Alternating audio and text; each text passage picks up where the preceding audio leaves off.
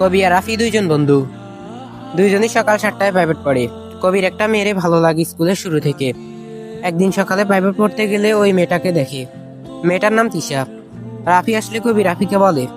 এই সময় তিশা স্কুলের সামনে দিয়ে যায়, কোন স্যারের কাছে প্রাইভেট পড়ে। তারপর রাফির থেকে খোঁজ নিল কবি। রাফি বলল স্কুলের পাশে একটা বাড়িতে আমাদের স্কুলের স্যারের কাছে প্রাইভেট পড়ে। কবি বলল তাহলে তো ভালোই হয়, কালকে থেকে তুই 6টা 30-এ চলে আসবি। আমরা তিশা আসা পর্যন্ত অপেক্ষা করব। পরদিন রাফি ঠিক সময়ে এলো। কবি আর রাফি স্কুলের সামনে মসজিদের বারান্দায় অপেক্ষা করে।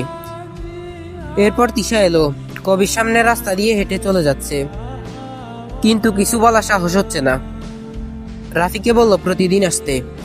এভাবে রাফি প্রতিদিন আসে, তিশার সামনে দিয়ে হেঁটে যায়। কবির কিছু বলার সাহস হয়ে ওঠে না।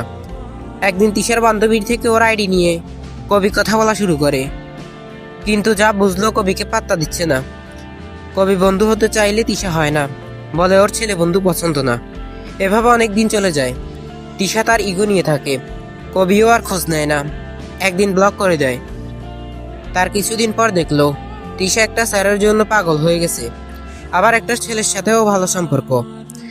আগের গল্পের মিমের 12টা বাচ্চার মধ্যে 6টা ছেলে বাচ্চা ছিল। ওরা বড় হয়ে মিমের বান্ধবী তিশার সর্বনাশ করে, 12টা বাচ্চা দিল তিশাকে।